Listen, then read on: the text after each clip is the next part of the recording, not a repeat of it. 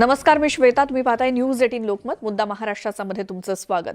सगळ्या सविस्तर बातम्या पाहणार आहोत, मात्र त्यापूर्वी सुरुवातीला एक नजर टाकूयात धावती तीही रशिया आणि युक्रेन या दोन्ही देशातल्या युद्धासंदर्भातल्या बातम्यांवरती.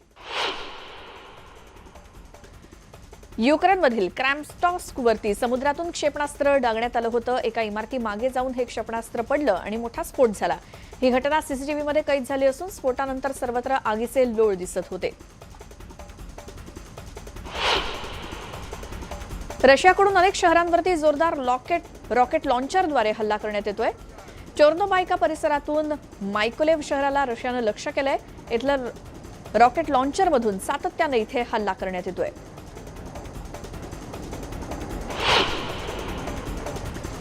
रशियन सैनिकांवर युक्रेन जोरदार हल्ले चढवत आहे. अशाच एका रशियाच्या लष्करी ताफ्यावरती युक्रेननं मिसाईल हल्ला केला. ड्रोनद्वारे करण्यात आलेल्या या हल्ल्यामध्ये रशियाच्या अनेक रणगाडे आणि लष्करी वाहनांचं नुकसान झालंय.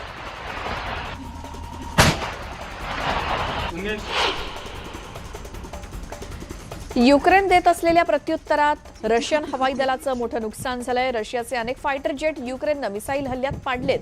युक्रेनच्या मायकोलिव शहरात असंच एक लढाऊ विमान रशियानं पाडलं.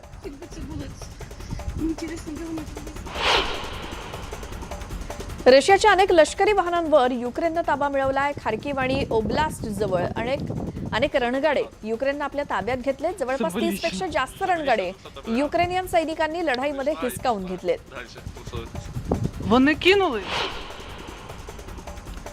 युक्रेनचं खार्किव्ह शहर ताब्यात घेण्यासाठी जोरदार धुमश्चक्री सुरू आहे. या लढाईत रशियन सैन्याचं मोठं नुकसान झालंय.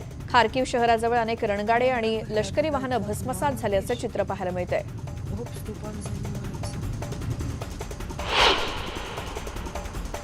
युक्रेनकडून रशियाच्या रणगाड्यांवरती जोरदार हल्ले चढवले जात आहेत. जॅव्हलिन मिसाईलचा वापर करून रणगाडे युक्रेनचे सैनिक उद्ध्वस्त करतायत. वोल्नोवाखा शहराजवळ असाच एक रणगाडा उद्ध्वस्त करण्यात आला.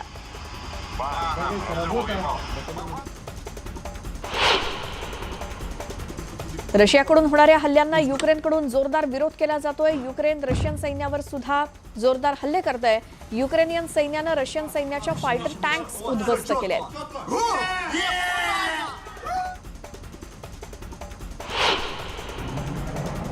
रशियाकडून युक्रेनच्या अनेक भागात मोठ्या प्रमाणात हवाई हल्ले सुरू आहेत आणि या हल्ल्यांना युक्रेनकडून सुद्धा जोरदार प्रत्युत्तर मिळतंय. चेर्निव्हिव शहराजवळ एक लढाऊ विमान युक्रेननं पाडलं.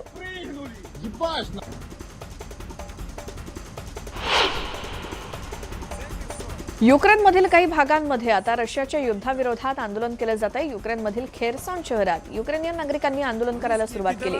शेकडो नागरिक एकत्र येऊन रशिया विरोधात घोषणाबाजी करतायत.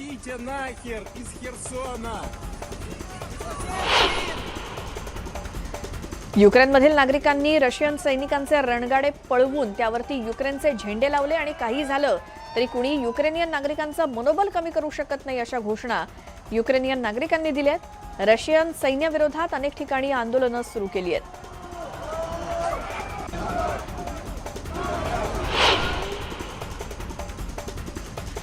युक्रेनमधील मेलिटिपोलमध्ये सुद्धा नागरिक रशियन सैनिकांना भिडले आणि युक्रेनियन नागरिक कोणत्याही शस्त्रांशिवाय रशियन सैनिकांसमोर आले आणि त्यांनी त्यांचा निषेध केला. यावेळी रशियन सैनिकांकडून गोळीबार करण्यात आला. यामध्ये एका आंदोलकाच्या पायाला गोळी देखील लागली. मात्र तरीही युक्रेनियन नागरिकांनी आपलं आंदोलन सुरूच ठेवलं.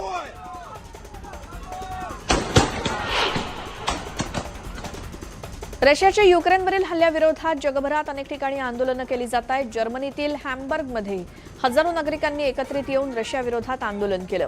हजारो नागरिक एकत्र आले होते आणि यावेळी रशियाविरोधात जोरदार घोषणाबाजी करण्यात आली.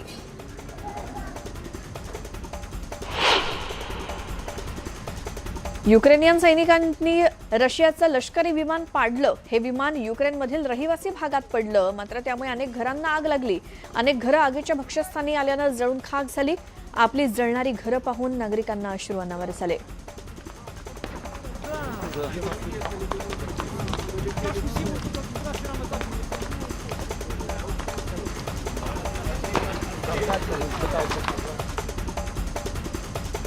आणि आता सविस्तर बातम्या पाहूयात. रशिया आणि युक्रेन युद्धाचा आजचा 11वा दिवस आहे आणि दोन्ही देश माघार घ्यायला काही तयार नाहीयेत. त्यामुळे युद्ध हे सुरूच आहे. रशियाकडून युक्रेनच्या विविध शहरांवरती हल्ले सुरूच आहेत. काही प्रांतात तर रशियाकडून मिसाईल आणि रॉकेट हल्ले सुद्धा करण्यात येत आहेत. रशियाच्या हल्ल्याला युक्रेनकडून जशास तसं उत्तर सुद्धा दिलं जातंय।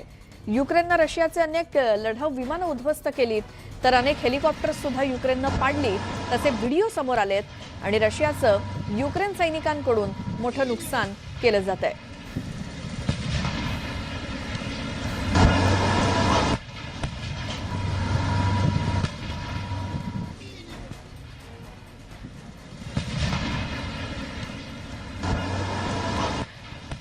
या सगळ्या संदर्भातली आपण माहिती घेऊयात, अधिक बोलूयात। आमचे प्रतिनिधी प्रशांत लीला रामदास आपल्या सोबत जोडले गेलेत। प्रशांत, रशिया युक्रेन युद्धाचा 11वा दिवस आहे आणि काल थोडा वेळ जो युद्धविराम होता त्यानंतरच्या सगळ्या घडामोडी काय आहेत? महत्त्वाचं म्हणजे साधारणतः 2 शहरासाठी युद्धविरामाची घोषणा करण्यात आली होती, पण त्यावरती युक्रेन सरकारने आरोप केलेला आहे, युक्रेन सरकारने, की हा युद्धविराम फक्त नावालाच होता, तिथे सुद्धा हल्ले सुरूच होते। रशियाच्या वतीने दावा करण्यात आला तर आम्ही सर्वसामान्य नागरिकांना तिथून निघण्यासाठी परवानगी दिली आहे। जवळपास 6 तासाचा युद्धविराम आम्ही जाहीर केला होता, पण आता एकमेकांच्या विरोधात आरोप प्रत्यारोप सुरू आहे ना। आजचा 11वा दिवस आहे आणि आज देखील जोरदार मिसाईल आणि क्षेपणास्त्राचे हल्ले सुरूच आहे। सोबतच रणगाड्यांच्या मारक क्षमतेने जेवढं शक्य होतं तेवढं युक्रेनचं नुकसान कसं करता येईल यासाठी प्रयत्न होत आहे। मोठ्या संख्येने रणगाडे देखील हे युक्रेनच्या विविध भागांमध्ये घुसलेले आहेत आणि सोबतच जर बघितलं आपण तर खास करून युक्रेनमध्ये जे साधारणतः न्यूक्लिअर पॉवर प्लांट आहे त्या न्यूक्लिअर पॉवर प्लांटवरती आता जोरदार हमला करून ताब्यात घेण्याचं काम रशियन सैनिकांनी केलेलं आहे। आतापर्यंत 2 खास करून त्यांनी न्यूक्लिअर पॉवर प्लांट ताब्यात घेतलेले आहे। आता 3रा न्यूक्लिअर पॉवर प्लांट ताब्यात घेण्याचा रशियन सरकारचा सुरू आहे आणि यापूर्वी पॉवर प्लांट त्यांनी घेतलेले आहे ताब्यात। या घडीला जर बघितलं तर युक्रेनकडे साधारणतः 3 मोठे पॉवर प्लांट आहे, न्यूक्लिअर पॉवर प्लांट, आणि साधारणतः 17 रिॲक्टर आहेत। तर ते सर्व रिॲक्टर ताब्यात घेण्याचा प्रयत्न कुठेतरी रशियन गव्हर्नमेंटचा आहे आणि याचमुळे व्लादिमीर पुतीन यांनी स्पष्ट केलं आहे की आमच्यावर कितीही तुम्ही निर्बंध लादा, आम्ही निश्चितपणे युक्रेन सरकारवरती हल्ले करूच राहील आणि सोबतच जर हे युद्ध थांबवायचं असेल तर युक्रेनने आमच्या 3 अटी मान्य कराव्या। त्या जर 3 अटी मान्य केल्या तर आम्ही युक्रेनवरती हमले करणार नाही। नाटो आणि इतर सगळ्या UN आणि EU सगळ्या सैनिकांना युक्रेनपासून दूर ठेवा ही पहिली अट आहे। दुसरी अट जी आहे, जो न्यूक्लिअर खास करून न्यूक्लिअर वेपन्स जे आहेत ते त्यांनी संपूर्णपणे रशियांना हस्तांतरित करावे। दुसरं महत्त्वाचं म्हणजे जे 2 प्रांत रशियाने स्वातंत्र्य घोषित केलेले आहे त्या दोन्ही प्रांतांना स्वतंत्र देशाची मान्यता द्यावी अशा प्रकारची मागणी व्लादिमीर पुतीन यांनी केली आहे। त्याचमुळे या पार्श्वभूमीवर महत्त्वाचं आहे की आता हल्ले किती अधिक तीव्र होतात, कारण 11वा दिवस आहे आणि अजूनही रशियन सैनिकांनी मागे फिरून पाहण्याचा निर्णय घेतला आणि अतिरिक्त तोफा देखील आणि अतिरिक्त सैन्य बळ कसं देखील युक्रेनमध्ये घुसवता येईल याचा प्रयत्न आता रशियन सरकारच्या वतीने सुरू झालेला आहे। प्रशांत, धन्यवाद या सगळ्या माहितीसाठी। आणि आता इतर घडामोडींकडे वळतोय। पंतप्रधान नरेंद्र मोदी आज पुण्यात येत आहेत। पुणे आणि पिंपरी चिंचवड या 2 शहरातील 2 मेट्रो मार्गिकांचं उद्घाटन ते करणार आहेत। मात्र मोदींच्या पुणे दौऱ्याला काँग्रेसनं जोरदार विरोध केलाय। मेट्रोचं काम अर्धवट आहे आणि अर्धवट कामाचं भूमिपूजन मोदींनी करू नये अशी मागणी करत काँग्रेसनं पुण्यात जोरदार आंदोलन सुरू केलंय। काँग्रेसच्या कार्यकर्त्यांनी मोदी गो बॅकच्या घोषणा दिल्या आहेत, तर दुसरीकडे मोदींनी घालण्यात येणाऱ्या फेट्याला सुद्धा काँग्रेसनं विरोध केलाय।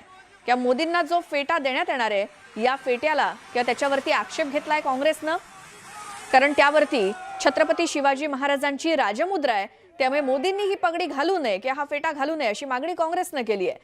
तर राष्ट्रवादीनं सुद्धा पुण्यामध्ये बॅनर लावून मोदींच्या दौऱ्यावरती उपहासात्मक टीका केली आहे। निवडणूक आली त्यामुळे मोदींचा दौरा सुरू झाल्याची टीका राष्ट्रवादीनं बॅनरच्या माध्यमातून केली आहे।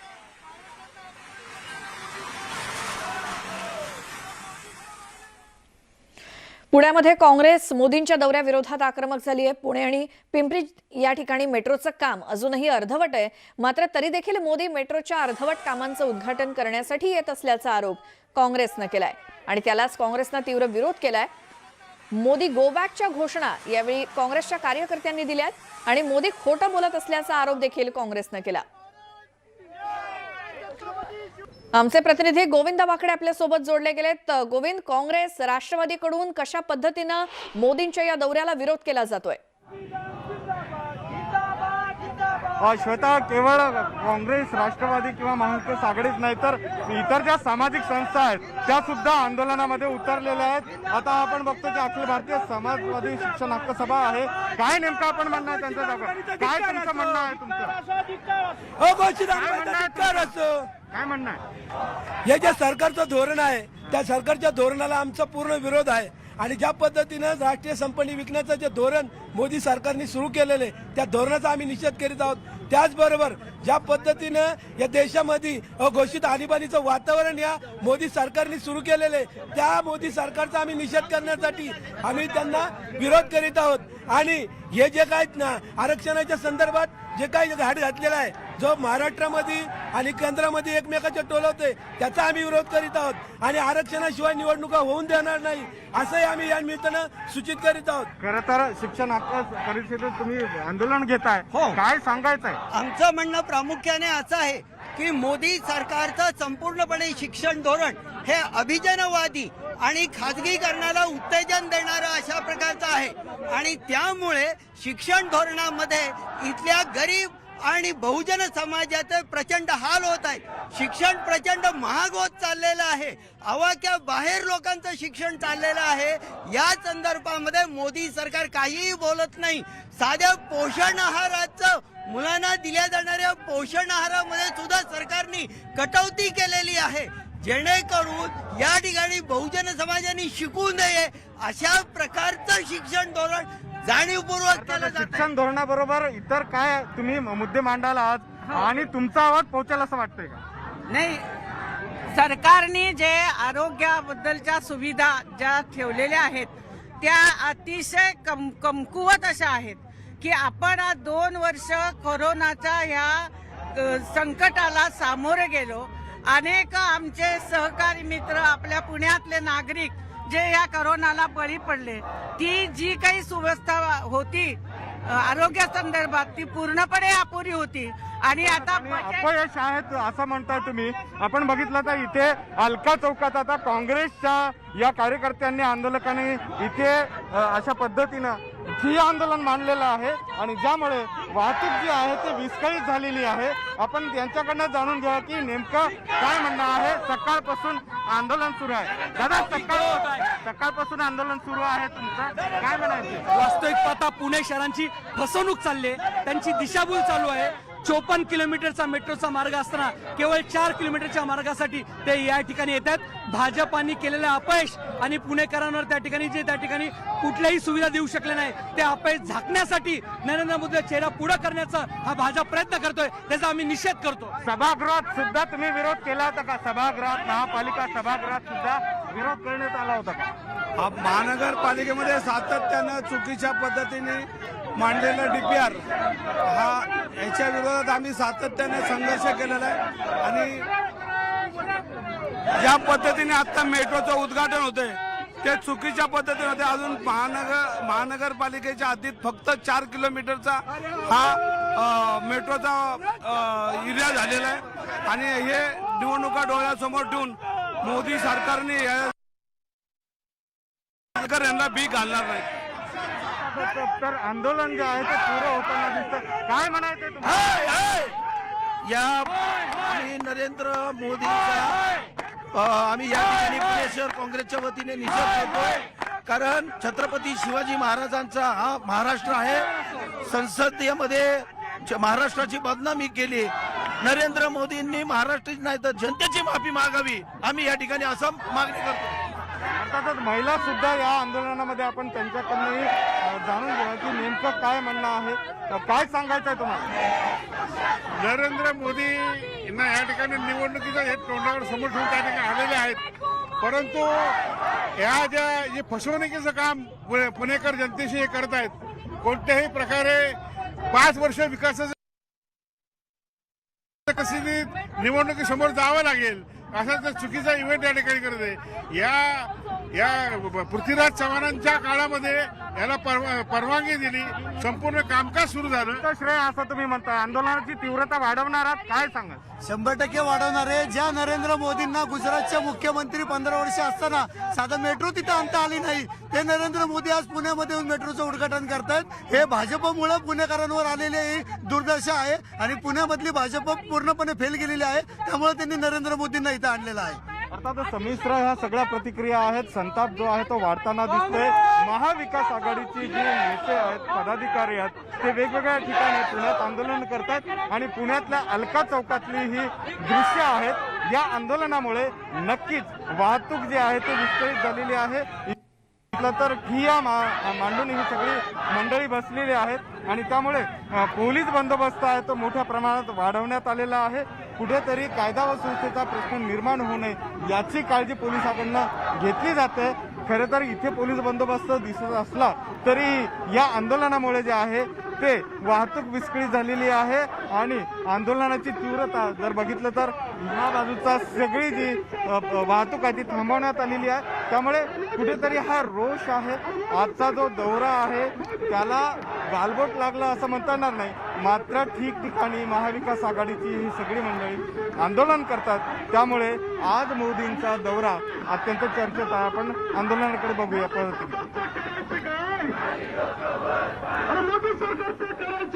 जी गोविंद, थोडंसं तुम्हाला थांबवते. ही तर सुरू असलेली काँग्रेसकडून निदर्शनं आपण पाहतोय मोदींच्या आगमनापूर्वीचीच. आणि पुण्यातून आपले प्रतिनिधी चंद्रकांत फुंदे सुद्धा आपल्या सोबत आहेतच. चंद्रकांत, इतक्या मोठ्या प्रमाणात विरोध आणि निदर्शनं केली जात आहेत काँग्रेसकडून, वेगवेगळे मुद्दे आहेत त्यांचे, आणि राष्ट्रवादीकडून सुद्धा, काय आणखी सविस्तर माहिती द्याल?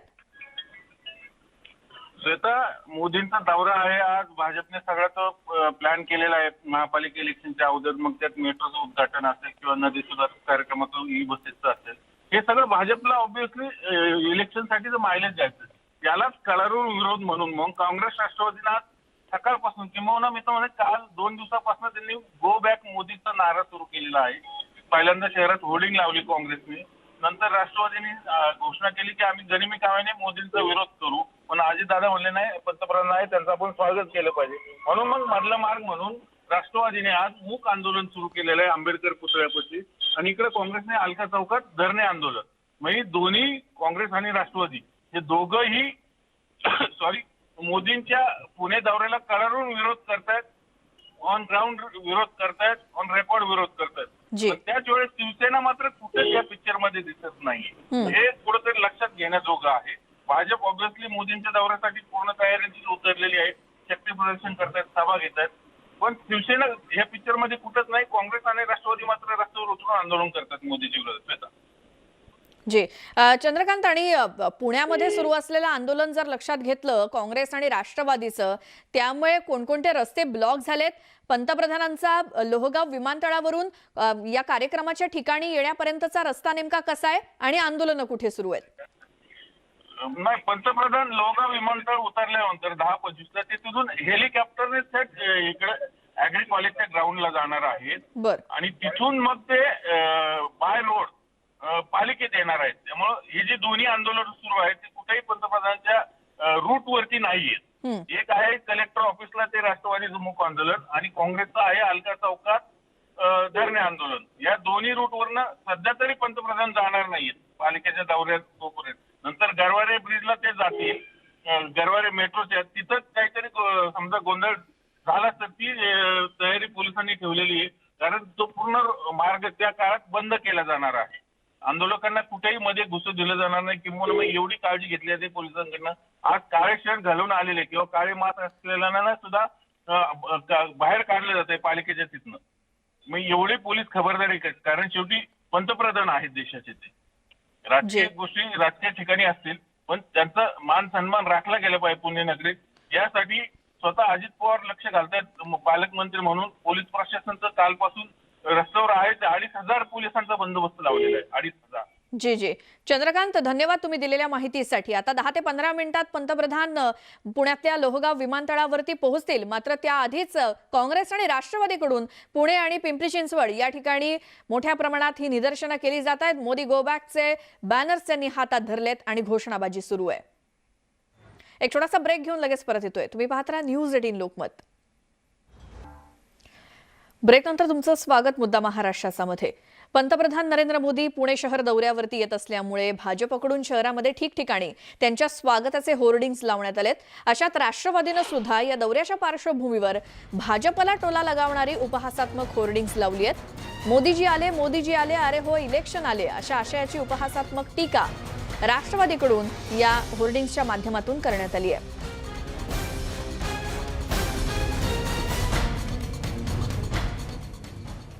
या बातमीसोबतच मुद्दा महाराष्ट्राचा मध्ये वेळ झाली आता इथेच थांबण्याची. सगळ्या ताज्या बातम्यांच्या अपडेटसाठी न्यूज 18 लोकमतच्या YouTube चॅनलला सबस्क्राईब करा. फेसबुक आणि ट्विटरवरती सुद्धा मला फॉलो करा.